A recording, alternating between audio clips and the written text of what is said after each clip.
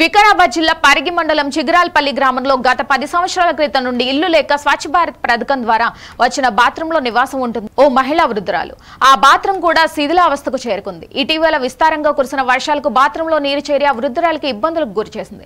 ప్రభుత్వాలు మారిన ఇండ్ల కళ నిరుపేదలకు అందని ద్రాక్షగానే మారింది. ఎర్రోళ్ల మల్లమ్మ అనే వృద్ధ మహిళకు ఇద్దరు కుమార్తెల భర్తలు మరణించడంతో ఉండేందుకు ఇల్లు లేక ఉపాధి కోసం వలస కూలీలుగా హైదరాబాద్ కు వెళ్లారని బాధితురాలు మల్లమ్మ తెలిపింది. పండుగలకు ఇంటికి రావడానికి ఇబ్బందులు పడుతున్నారని, తమ సమస్యను ఎప్పటికైనా ప్రభుత్వం గుర్తించి ఇల్లు మంజూరు చేయాలని ప్రభుత్వాన్ని కోరింది. చిగిరాల్పల్లి గ్రామంలోని కొంతమందికి పూర్తిగా శిథిలావస్థకు చేరుకున్న ఇండ్లు ఉన్నాయని కొందరు గ్రామస్తులు వాపోతున్నారు. ప్రభుత్వం ఇప్పటికైనా స్పందించకపోతే ఇక మాకు చావే శరణ్యమంటూ బాధితులు మీడియాకు వివరించింది. వృద్ధురాలు ఆ బాత్రూంలోనే సామాన్లను పెట్టుకుని అక్కడే వంట వండుకుంటూ కూలీ నాలి చేసుకుంటూ జీవనం కొనసాగిస్తుంది. ఇప్పటికైనా అధికారులు స్పందించాలని గ్రామస్తులు కోరుతున్నారు.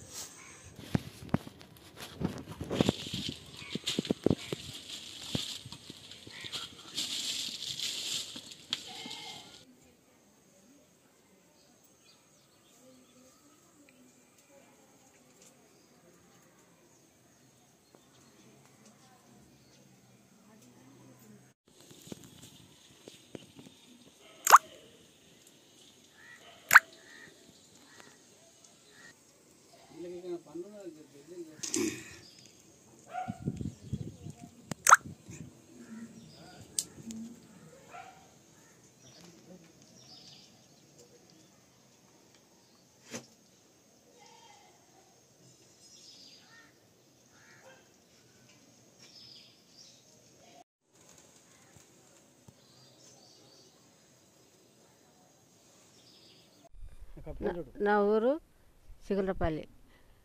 నా పేరు మల్లమ్మ, ఎర్రల మల్లమ్మ.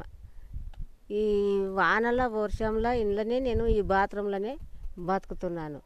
ఈ వానల ఈ బాత్రూమ్ కూడా కూలిపోనికే తయారైంది. ఈ వానలో నేను బతుకుతున్నాను. ఈ ఈడిగే వాళ్ళకు వీళ్ళందరికీ నా యొక్క ధన్యవాదాలు, నా యొక్క నమస్కారము. 10 ఏళ్ళ నుంచి నేను ఇంట్లోనే కొనసాగుతున్నాను సార్. 10 ఏళ్ళ నుంచి ఇంట్లోనే కొనసాగుతున్నాను. ఎవరు ఇంట్లో దిక్కెళ్ళి ఎవరు పట్టించుకుంటలేరు, ఎవరు ఏం చేస్తలేరు సార్. నాకు ఇద్దరు బిడ్డలు సార్.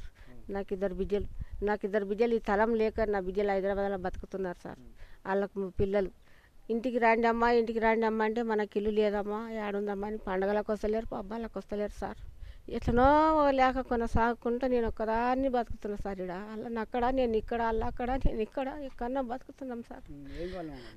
నాకు ఏమొద్దు సార్.